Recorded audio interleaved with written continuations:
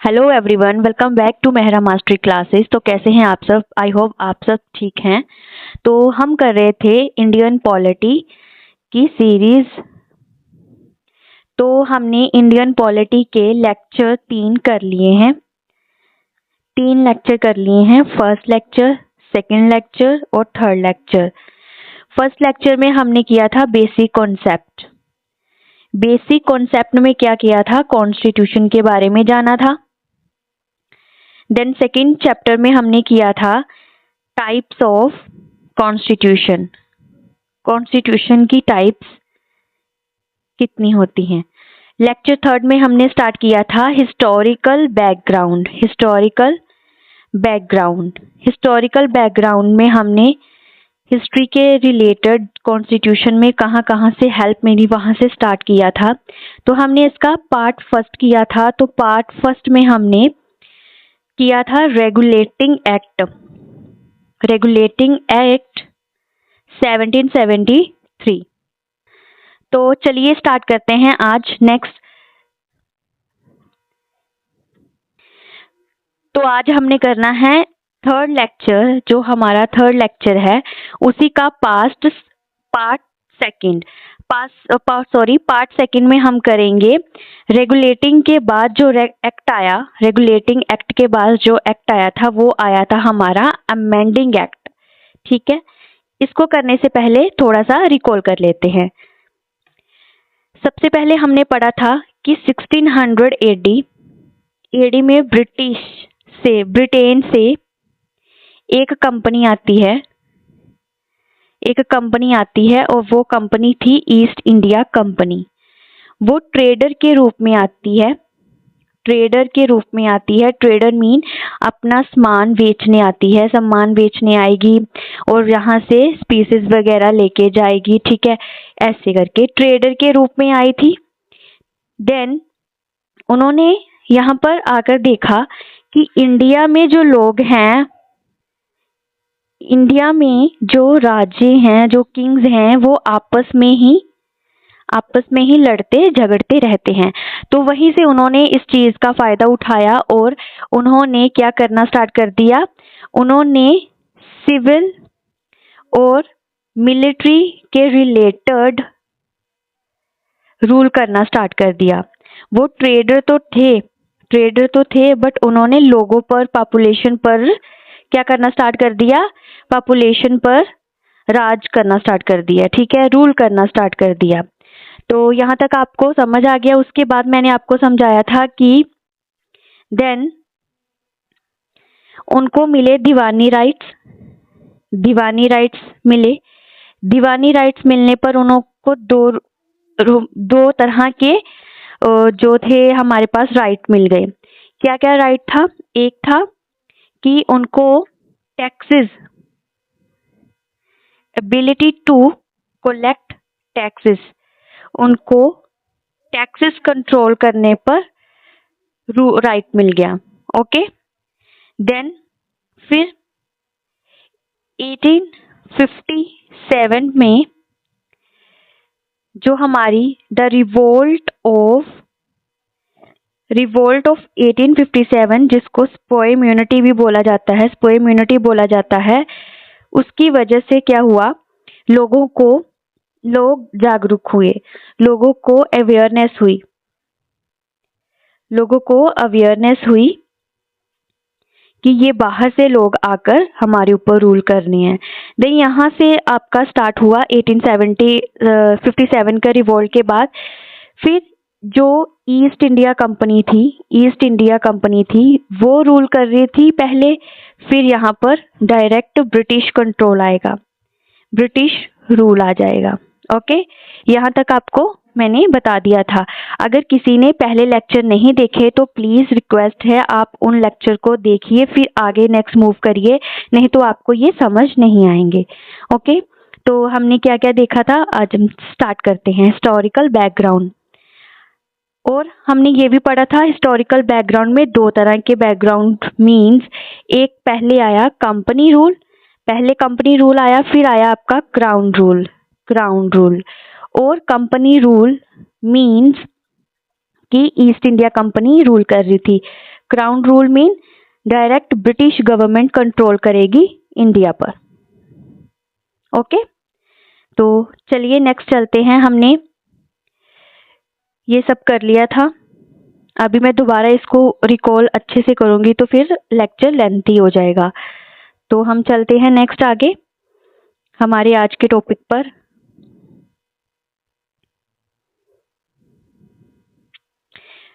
कुछ चीजें हैं जो मैं आपको फिर से एक बार रिकॉल करवा देती हूँ। जैसे रेगुलेटिंग एक्ट के जो लिमिटेशंस है ना, वहां से एक चीज पढ़ाती हूँ, वहीं से हमारा अमेंडिंग एक्ट स्टार्ट होगा। जैसे हमारा अमेंडिंग एक्ट में सबसे पहले हमारे लिमिट क्या थे रेगुलेटिंग एक्ट के। जो हमारा रेगुलेटिंग एक्ट था उसके लिमिटेशंस क्या थी।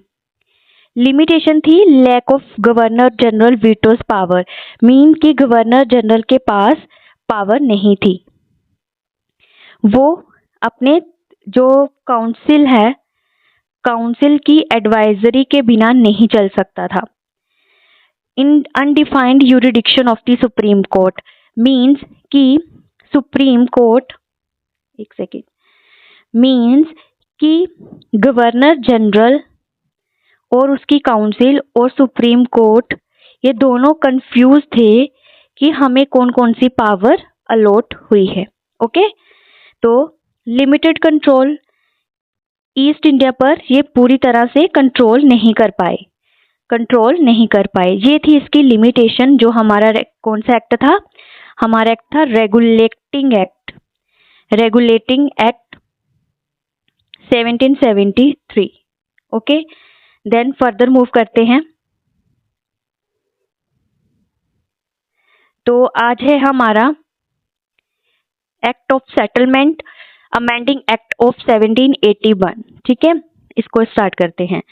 तो एक्ट ऑफ सेटलमेंट क्या है और अमेंडिंग एक्ट क्या बोलते हैं, इसको मैं ऐसे समझाती हूँ। जैसे हमारा कॉन्स्टिट्यूशन है, कॉन्स्टिट्यूशन में हम क्या कर देते हैं, अमेंडमेंट करते हैं। मीन्स कि अगर कोई रूल कंपल्सरी है तो हम उसको अपने कॉन्स्टिट्यूशन में ऐड कर देते हैं। तो उसको क्या बोला जाता है, किसके थ्रू किए जाते हैं, वो किए जाते हैं अमेंडमेंट के थ्रू, कॉन्स्टिट्यूशनल अमेंडमेंट के थ्रू।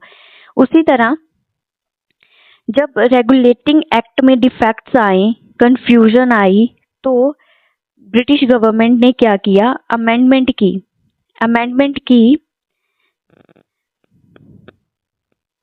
ब्रिटिश गवर्नमेंट में अमेंडमेंट की रेगुलेटिंग एक्ट में।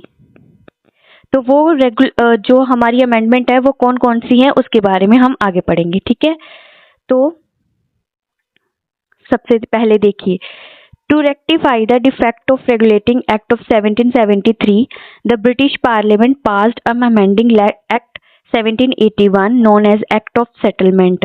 ठीक है, जो रेगुलेटिंग एक्ट में डिफेक्ट थे, जो कंफ्यूजन उनको क्रिएट हो रही थी, ब्रिटिश पार्लियामेंट ने एक एक्ट पास किया, वो एक्ट था अमेंडिंग एक्ट ऑफ 1781। ठीक है, उस एक्ट को बोला जाता है एक्ट ऑफ सेटलमेंट। इस एक्ट को एक्ट ऑफ सेटलमेंट भी बोला जाता है और इसको डेलीकेटरी एक्ट भी बोला जाता है।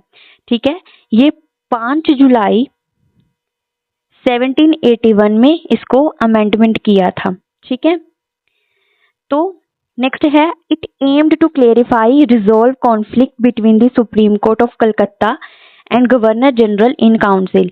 तो इन्होंने क्या किया, क्लैरिफाई करने के लिए जो कॉन्फ्लिक्ट क्रिएट हो रहे थे उनको क्लैरिफाई करने के लिए जी एक्ट को अमेंडमेंट किया।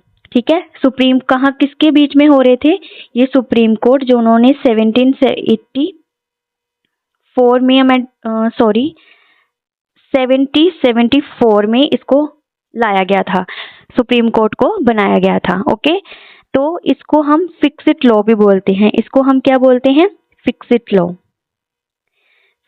Law. There was confusion about who had power over revenue और लोकल लॉज। इनमें क्या क्या कंफ्यूजन थी कि किसके पास क्या पावर है, सुप्रीम कोर्ट के पास क्या पावर है और जो हमारा गवर्नर जनरल है उसके पास क्या पावर है, इस चीज की कंफ्यूजन थी, तो इसके लिए ये अमेंडमेंट की गई। Then features of this amendment, अब फीचर्स क्या है इस अमेंडमेंट के, उसके बारे में हम पढ़। Features of the act of settlement act 1781। सबसे पहले हम पढ़ते हैं, it exempted the governor general and council and the company servant from the jurisdiction of Supreme Court for the acts done by them in their official capacity. तो यहाँ से हमें क्या समझ आया, यहाँ से हमें ये समझ आया कि जो इस अमेंडमेंट एक्ट में क्या किया गया कि गवर्नर जनरल एंड उनकी काउंसिल और कंपनी के सर्वेंट थे उनको एग्जैम्प्ट कर दिया, उनको एग्जैम्प्ट कर दिया कहाँ से, सुप्रीम कोर्ट की यूरिडिक्शन से। ये यहाँ पर इसका मीन्स ये निकल कर आता है कि exempted mean free from, free from कहाँ से फ्री किया कि जो भी वो अपने एरिया में अपनी कैपेसिटी के हिसाब से जो भी ऑफिशियल काम कर रहे हैं उनके ऊपर सुप्रीम कोर्ट इंटरफेयर नहीं करेगी। ठीक है, पहला एक्ट इसका फीचर्स हो गया। नेक्स्ट है इसका, it excluded the revenue matter and the matter arising in the collection of revenue from the jurisdiction of the supreme Court. तो यहाँ से क्या क्लियर हुआ कि इन्होंने एक्सक्लूड कर दिया कि रेवेन्यू के जो भी मैटर हैं और मैटर जो भी रेवेन्यू के रिलेटेड जो मैटर हैं वो सुप्रीम कोर्ट से दूर रहेंगे, वो सुप्रीम कोर्ट की यूरिडिक्शन में नहीं आएंगे। Okay, then it provided that Supreme Court was to have jurisdiction over all the inhabitant of the Calcutta. Mean कि यूरिडिक्शन मीन्स कलकत्ता क्या करेगा, सॉरी सुप्रीम कोर्ट क्या करेगा, सुप्रीम कोर्ट करेगा कि सुप्रीम कोर्ट के एरिया में मीन कलकत्ता में जो जो लोग रहते हैं उसी पर ही वो रूल्स बनाएगा और रूल्स फॉलो करेगा, उसके आसपास की जो भी टेरिटरीज हैं वो इंडिपेंडेंट होंगी। ओके, देन नेक्स्ट है court of administer. Court of administer का मतलब कि उन्होंने हिंदू लॉज और मुस्लिम लॉ के अकॉर्डिंग ही डिफेंडेड को क्या किया, पनिश करने का बोला। ओके, तो ये था हमारे फीचर, इसके आगे भी फीचर्स हैं वो भी पढ़ते हैं। इसके बाद क्या बोलता है, it led the foundation appeal from the provincial court good governor. Means कि जो इसके बारे में आपको डिटेल में मैं आगे समझाऊंगी, पहले आप इसकी ट्रांसलेट सुनिए। Means appeal from the provincial court means कि जो टेरिटरी कोर्ट है, जैसे हमारी स्टेट है, ठीक है, स्टेट हमारी उत्तर प्रदेश हो गई। ठीक है, उत्तर प्रदेश में क्या है कि हाई कोर्ट है। ठीक है, हाई कोर्ट में अगर किसी को डिसीजन पसंद ना आया तो वो सुप्रीम कोर्ट में जा सकता था। ठीक है, बट रेगुलेटिंग एक्ट में क्या था, तो appeal from the provincial court means कि गवर्नर जनरल अगर किसी लोकल प्रोविंशियल में अगर किसी को डिसीजन सही ना लगे तो वो पहले गवर्नर जनरल और उसकी काउंसिल के पास जाएगा। ठीक है, सुप्रीम कोर्ट के पास डायरेक्ट नहीं जा सकता। ठीक है, it empowered the governor general in council to frame regulation means कि गवर्नर जनरल जो है वो रूल्स बना सकता है। ठीक है, इसको अब हम आगे डिटेल में इसके फीचर्स, इसके की प्रोविजन सब डिटेल में करेंगे। ओके, तो चलिए आगे करते हैं start. Amending act of 1781। Amending act of 1781, इसको मैंने आपको बोला, इसको क्या बोलते हैं, इसको हम डिलेक्ट्री एक्ट भी बोलते हैं, डिलेक्ट्री एक्ट। ठीक है, इसको हम बोलते हैं एक्ट ऑफ सेटलमेंट। ठीक है, सबसे पहला पॉइंट आपको क्लियर हो गया कि अमेंडिंग एक्ट को अगर कोई कभी क्वेश्चन आ जाए तो अमेंडिंग एक्ट को वो डिलेक्ट्री एक्ट भी बोल सकते हैं, वो एक्ट ऑफ सेटलमेंट भी बोल सकते हैं, तो इसको आप कहीं नोट डाउन कर लीजिए। ठीक है, तो इस एक्ट के अकॉर्डिंग इस एक्ट की ज़रूरत क्यों पड़ी, वो उसके रीज़न पढ़ते हैं। सबसे पहले to rectify the defect in the regulating act 1773 mean सबसे पहले क्या था कि जो रेगुलेटिंग एक्ट था जो बन के आया था, जो जिसका एम था कि ईस्ट इंडिया कंपनी को कंट्रोल करना, ठीक है, उसमें कुछ प्रोविजंस, कुछ चीज़ें गलत थी जो सही तरीके से चल नहीं रही थी, ठीक है। तो उसको क्या किया उन्होंने, इस एक्ट को रेगुलेट करने के लिए, इसके डिफेक्ट को रेगुलेट करने के लिए ये अमेंडमेंट एक्ट लेके आए, ठीक है। तो आगे चलते हैं, इसका नेक्स्ट पॉइंट है टू रिजॉल्व यूरिडिक्शन कॉन्फ्लिक्ट मीन्स कि यूरिडिक्शन कॉन्फ्लिक्ट मैंने आपको समझाया कि इसमें क्या प्रॉब्लम आ रही थी। इसमें प्रॉब्लम आ रही थी कि सुप्रीम कोर्ट को क्या पावर है। पहले जो रेगुलेटिंग एक्ट था उसमें ये प्रॉब्लम आ रही थी कि सुप्रीम कोर्ट के पास क्या पावर है और गवर्नर जनरल ऑफ बंगाल और उसकी काउंसिल के पास क्या क्या पावर्स है, इसके बारे में क्लियर नहीं हो रहा था, ठीक है। Next, to support the authority of governor general council mean supreme court के आने के बाद इनकी जो अथॉरिटी थी उसके बारे में समझ नहीं आ रहा था, तो इन्होंने ब्रिटिश गवर्नमेंट ने अमेंडिंग एक्ट लाया to support the authority of the governor general और काउंसिल, ठीक है, कि इसलिए वो क्या कर सके, अपनी इफेक्टिव जो है एडमिनिस्ट्रेशन कर सके इंडिया में, ब्रिटिश इंडिया में, ठीक है। To respect laws and court customs means कि इसमें एक चीज थी कि सुप्रीम कोर्ट के आने के बाद और रेगुलेटिंग एक्ट के आने के बाद ये चीज क्लियर नहीं हो रही थी कि जो हम पनिशमेंट दें वो इंग्लिश लॉ के अकॉर्डिंग दें कि जो यहाँ के नेटिव हैं हिंदू और मुस्लिम उनके रूल बुक के अकॉर्डिंग दें, ठीक है। तो इसमें क्या चेंज किया गया कि हम रिस्पेक्ट करेंगे नेटिव के लॉ को और कस्टम को, ठीक है। इसके रीजन ये हैं, रीजन हो गए आपके इनेक्टमेंट के, ओके। तो चलिए आगे चलते हैं, इसके की प्रोविजन पढ़ते हैं। की प्रोविजन मीन्स इसका सबसे पहले की प्रोविजन है exemption of the government general and its council. Second है इसका exclusion of revenue matter. Third है इसका jurisdiction over inhabitant of Calcutta. Fourth है application of personal law. Then fifth है appeal from the provincial court and power to frame regulation. चलिए इसको एक एक करके अच्छे से समझते हैं। सबसे पहले है हमारा exemption of governor general and its council. Exemption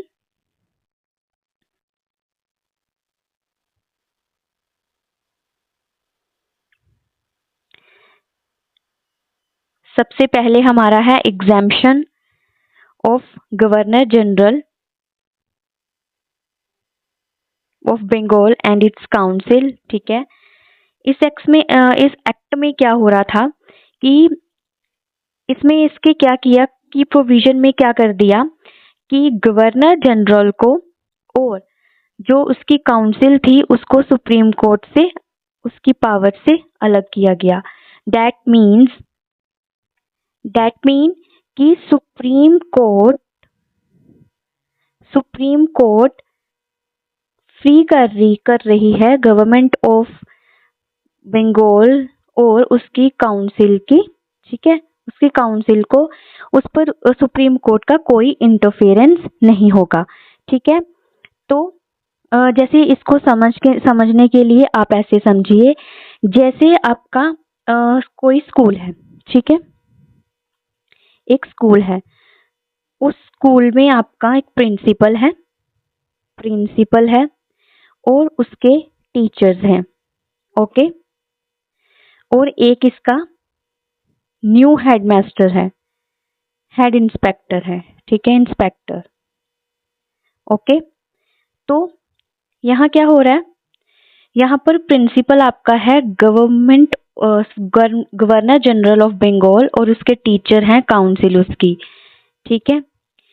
तो इसमें क्या है कि ये दोनों उस स्कूल के रिलेटेड रूल्स बना रहे हैं, फीस कलेक्ट कर रहे हैं, ठीक है, फीस क्या कर रहे हैं, कलेक्ट कर रहे हैं, ठीक है।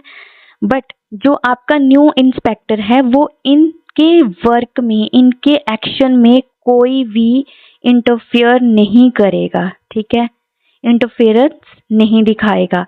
तो इसी तरह आप इस चीज को समझ सकते हैं कि जो हमारा जो गवर्नर जनरल ऑफ बंगाल था और उसकी काउंसिल थी, वो जो भी अपनी टेरिटरी में कर रहे हैं, ठीक है, अपनी टेरिटरी में कर रहे हैं, उनका उनके गवर्नेंस में सुप्रीम कोर्ट कोई इंटरफेयर नहीं करेगी, ठीक है, कोई इंटरफेयर नहीं करेगी। वैसे ही ईस्ट इंडिया कंपनी के जो सर्वेंट है वो भी क्या टैक्स के रिलेटेड क्या काम कर रही हैं, वो टैक्स कैसे कलेक्ट कर रहे हैं, वो उसमें सुप्रीम कोर्ट क्या करेगी, इंटरफेयर नहीं करेगी। तो ये था आपका पहला act, exemption of this governor general and its council, ठीक है।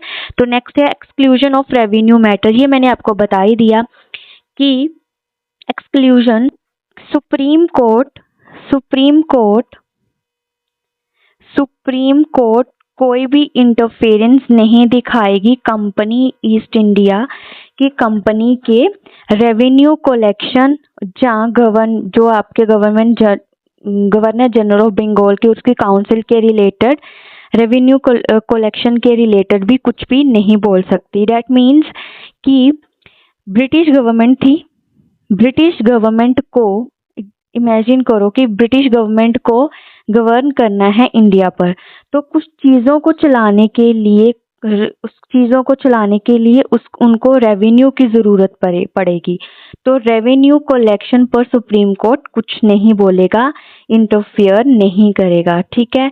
तो मीन्स कि इन्होंने क्या किया, एक्सक्लूड कर दिया गवर्नर जनरल ऑफ बंगाल और उसकी काउंसिल को इस चीज के कि हम इंटरफेयर नहीं करेंगे। ओके, तो मीन्स एक सेकेंड, दैट मीन्स कि जो भी कलेक्टिंग टैक्स के रिलेटेड और उसकी प्रॉब्लम्स के रिलेटेड सुप्रीम कोर्ट जजमेंट पास नहीं करेगा। तो आई होप आपको सेकंड आपका की प्रोविजन भी समझ आ गया होगा। तो नेक्स्ट चलते हैं, हमारे पास है jurisdiction over inhabitant of the Calcutta. इसका मीन्स कि जो सुप्रीम कोर्ट है कलकत्ता का, ठीक है, वो पावर करेगा, उसकी पावर जो है वो कलकत्ता के रिजाइडिंग पीपल पर ही होगी, रिजाइडिंग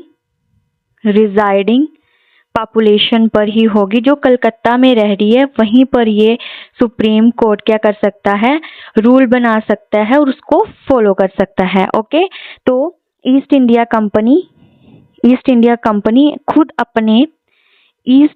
कंपनी अपने लॉज खुद बनाएगी और उसको खुद गवर्न करेगी, ठीक है, गवर्नर जनरल खुद लॉज बनाएंगे, उसको गवर्न करेंगे, ठीक है।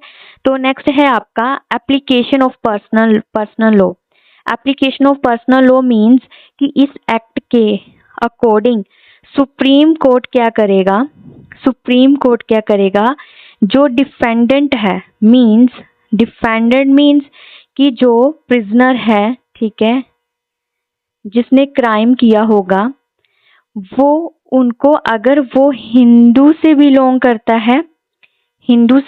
करता है तो उसको हिंदू की रूल बुक के अकॉर्डिंग पनिशमेंट दी जाएगी, और जो मुस्लिम रूल बुक के मीन कि उनके लॉज के जो उनके रूल्स हैं पनिशमेंट देने के, उसमें पनिशमेंट देगी, मीन कि ब्रिटिश अपने इंग्लिश लॉ के अकॉर्डिंग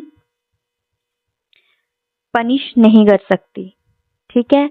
यहाँ तक आपको समझ आ गया। नेक्स्ट है appeal from provincial court, mean कि इसको इस तरह समझते हैं कि एक जैसे मीन्स कि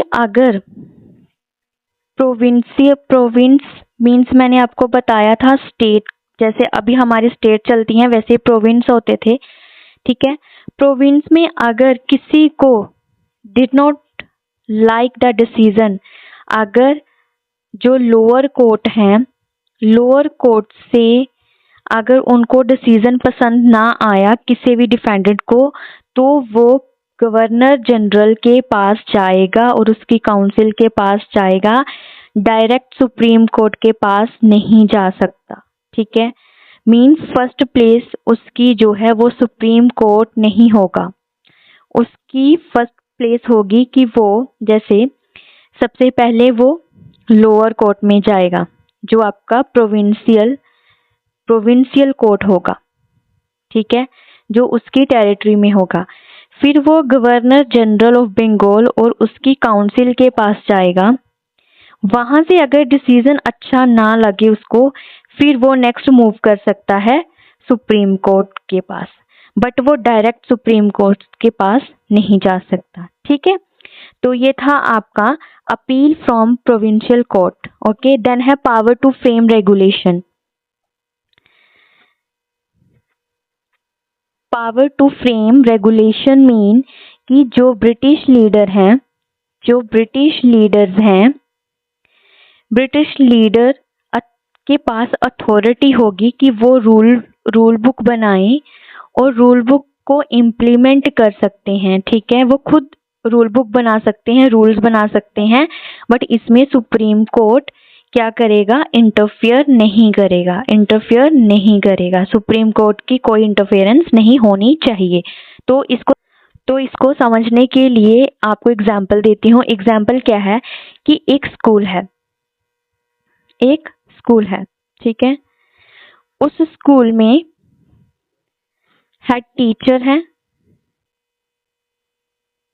टीचर है और उस स्कूल में स्मॉल क्लासरूम्स हैं और ऑफिसेज हैं, ठीक है। यहाँ तक आपको समझ आ गया, ओके। तो इस हेड टीचर को क्या है, इस हेड टीचर के पास ये पावर है कि वो इस छोटे छोटे एरिया पर रूल बना सकता है और इनको फॉलो करना पड़ेगा।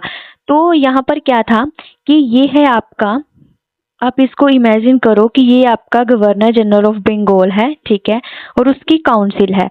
तो ये काउंसिल है, तो इसके जो भी एरिया हैं, जैसे आपके लोकल कोर्ट्स हैं, ठीक है, लोकल कोर्ट्स हैं और उसके ऑफिसेज हैं, इन पर इनका ही कंट्रोल होगा, सुप्रीम कोर्ट इन पर कंट्रोल नहीं करेगा। तो आपको यहाँ से समझ आ गया कि power to frame regulation mean कि जो गवर्नर जनरल है उसके पास पावर है कि वो अपने कोई भी रूल्स को बना सकता है और वहां पर इम्प्लीमेंट करवा सकता है। तो आपको यहाँ तक आप समझ आ गया होगा कि की प्रोविजन ऑफ इस एक्ट के क्या है। एग्जामिशन कर दिया गवर्नर जनरल को उसकी काउंसिल से, और एग्जामिशन किया गवर्नर जनरल और उसकी काउंसिल को सुप्रीम कोर्ट से। एक्सक्लूजन ऑफ रेवेन्यू मैटर भी वो खुद संभालें, सुप्रीम कोर्ट इंटरफेयर नहीं करेगा। यूरिडिक्शन मीन कि सुप्रीम कोर्ट क्या है, वो कलकत्ता के जो इनहैबिटेंट हैं, वहाँ के रिजाइडिंग पीपल हैं, उन पर ही अपना डिसीजन और रूल्स लगाएगा। और application of personal law means कि दो तरह के जो है हमारे पास लॉ इम्प्लीमेंट किए हिंदू और मुस्लिम के लिए। और appeal from provincial court mean कि डायरेक्ट सुप्रीम कोर्ट के पास नहीं जा सकते। और power to frame regulation mean कि इसके पास पावर है कि वो रूल कर सकता है अपने जो भी स्मॉल एरिया है, ठीक है, उसमें सुप्रीम कोर्ट क्या करेगा, इंटरफेयर नहीं करेगा। तो यहाँ तक आपके हो गए की प्रोविजन ऑफ द एक्ट। तो नेक्स्ट चलते हैं आगे। आई होप मैंने आपको अच्छे से इस चीज को समझा दिया होगा। अगर नहीं समझ आया तो आप फिर से इस लेक्चर को देखना, आपको अच्छे से समझ आ जाएगा। नेक्स्ट है आपका impact and significance. Impact and significance of this act. सबसे पहले strengthen the executive, clarified judicial jurisdiction, recognition of personal law, separation of power. ठीक है, यहाँ से हम पहला पॉइंट समझते हैं, स्ट्रेंथन द एग्जीक्यूटिव। यहाँ पर क्या आ जाता है कि जो गवर्नर जनरल था और उसकी काउंसिल थी, ठीक है, उनको फ्री किया गया फ्री फ्रॉम दी कोर्ट, ठीक है, सुप्रीम कोर्ट से फ्री कर दिया गया कि उन पर उनके एक्शन के रिलेटेड सुप्रीम कोर्ट कोई डिसीजन नहीं लेगी, वो फ्री हैं, ठीक है। तो इसकी वजह से क्या हुआ कि गवर्नर जनरल और उसकी काउंसिल की जो पोजीशन थी, उसके पास जो अथॉरिटी थी वो वापस आई, ठीक है। वो अच्छे से क्या कर सकते थे, गवर्न कर सकते थे अब वो खुद से, ठीक है।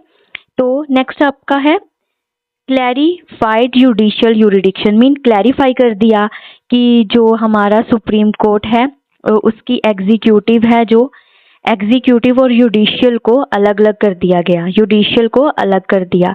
मीन कि जो भी कॉन्फ्लिक्ट अराइज हो रहा था इनके बीच में कि किसके पास क्या पावर है, वो अब क्लियर हो गई, ठीक है, वो क्लियर हो गई। नेक्स्ट है आपका रिकॉग्निशन ऑफ पर्सनल लॉ। ये मैंने आपको बता ही दिया है कि जो डिफेंडेंट है, डिफेंडेंट का यहाँ मतलब है कि जिसने भी क्राइम किया हो वो सुप्रीम कोर्ट या कहीं भी पेश किया गया हो, वो क्या करेगा, अगर हिंदू है तो हिंदू लॉ के अकॉर्डिंग उसको पनिशमेंट मिलेगी, अगर मुस्लिम है तो उसको मुस्लिम लॉ के अकॉर्डिंग पनिशमेंट मिलेगी, इंग्लिश लॉ नहीं इम्प्लीमेंट किया जाएगा, ठीक है। नेक्स्ट है इसका separation of power. Separation of power कि एग्जीक्यूटिव को अलग रखा और जुडिशियल को अलग रखा, जिसकी वजह से क्या हुआ कि इन सबको स्ट्रेंथन मिली कि वो गवर्नेंस अच्छे से कर सके। पर ऑल्दो इन सब के बावजूद भी यहाँ पर इनके पास कंप्लीट सेपरेशन नहीं थी, मींस कि अच्छी तरह से सेपरेशन नहीं थी सेपरेशन, बट कंट्रोल अभी भी थोड़ा बहुत था, ठीक है। तो यहाँ तक आपका हो गया कि इम्पैक्ट एंड सिग्निफिकेंस। तो नेक्स्ट है आपका लिमिटेशन ऑफ दिस एक्ट। अब इस एक्ट की लिमिटेशंस क्या हैं? इस एक्ट की लिमिटेशन इसलिए इस एक्ट की लिमिटेशंस में आता है, एक second, not entirely resolve all the issue. इस एक्ट की एक ही लिमिटेशन है कि इन सब अमेंडमेंट के बाद भी पूरी तरह से इशू रिजॉल्व नहीं हुए, पूरी तरह से इशू रिजॉल्व नहीं हुए, ठीक है।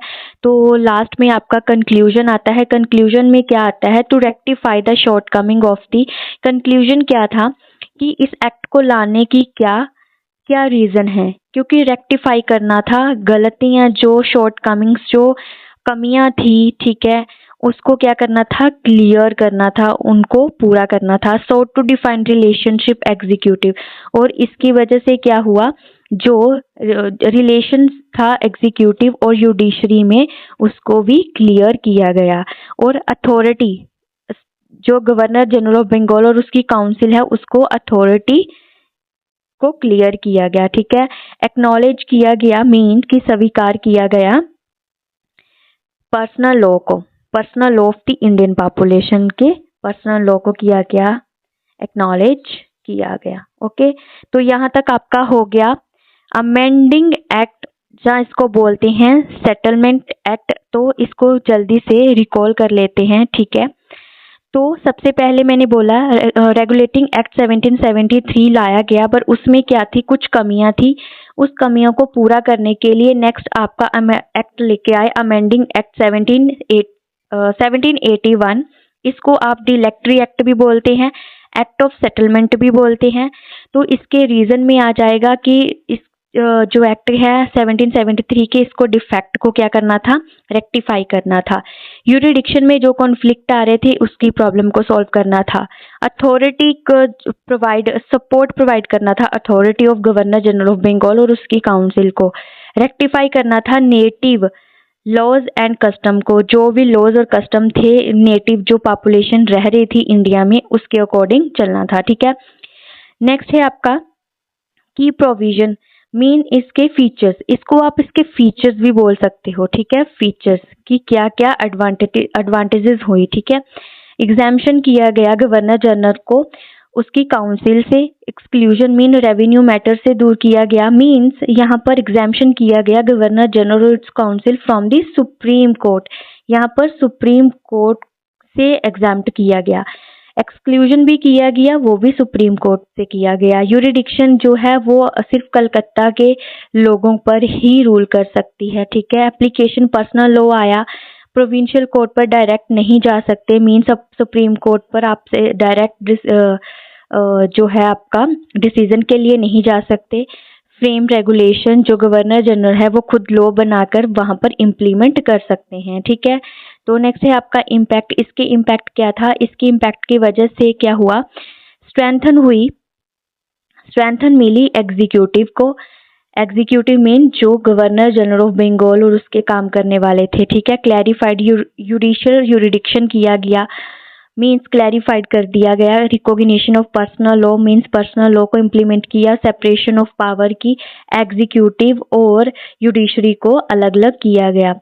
तो इसके बाद लिमिटेशन में आपने समझा कि फिर भी पूरी तरह से इसके इशू को रिजॉल्व नहीं किया, इसके वजह से ही नेक्स्ट एक्ट को लाया गया। जो नेक्स्ट एक्ट है वो आपका है पिट्स लॉ। पिट्स लॉ को हम नेक्स्ट लेक्चर में करेंगे। तो इसके बाद आपका आ गया कंक्लूजन। कंक्लूजन में आपके जो इसको कमियां, ये आपको मैंने एक बार समझा ही दी है, ठीक है। तो आज का लेक्चर में इतना ही। तो नेक्स्ट लेक्चर में हम करेंगे पिट्स लॉ, जो पार्ट थर्ड का थर्ड पार्ट होगा, ठीक है। तो आज हमने पहले